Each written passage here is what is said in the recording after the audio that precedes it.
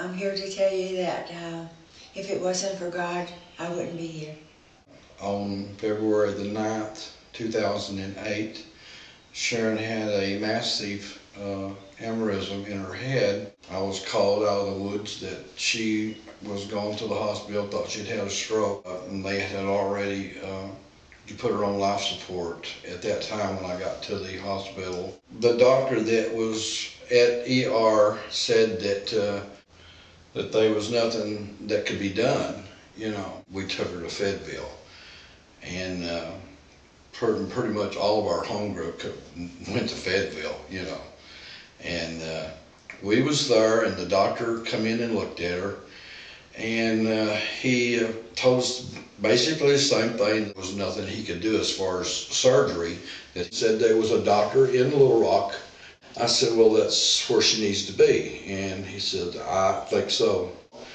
At that time, they didn't have any rooms in Little Rock, so we had to wait. Monday evening rolled around, and still no answer from Little Rock. And so I was at the point that, you know, I went into her room and I kneeled down beside the bed, and I said, God, I said, you know, I love her and I want her to be with me, but if you want her more than I need her, then, you know, take her on, but don't let her suffer. You know, just take her on. But if that's not the case, if there's some other reason for all this, we need this room in Little Rock, and we need it now. We don't need it later, we need it now. And I said, you know, I'm just going to leave it all in your hands. It's in your hands now, you know. And I don't know, maybe 5 minutes, 10 minutes passed, I don't know. The little girl come into the room and she said, I just got a call from Little Rock. She said, they've got a room. And we left and went to Little Rock. And Dr. Chris looked at her that night. He said, I honestly don't know why she's still alive or why she's still with us, because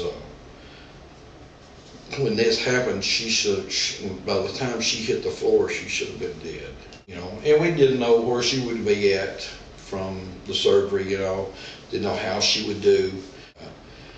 Where we're at today, 2 years later, you know, from that, and she's up walking and talking and testifying and just aggravating me to death sometimes, and I love it.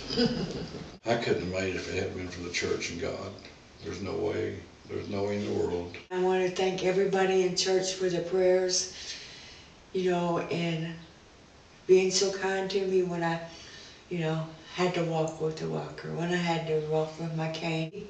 And I know I wouldn't be here if it wasn't for God. He just says, you're not through, you got stuff to do. So, you know, you may be down and out, you know, and but just turn it over to God, because He'll help you, you know.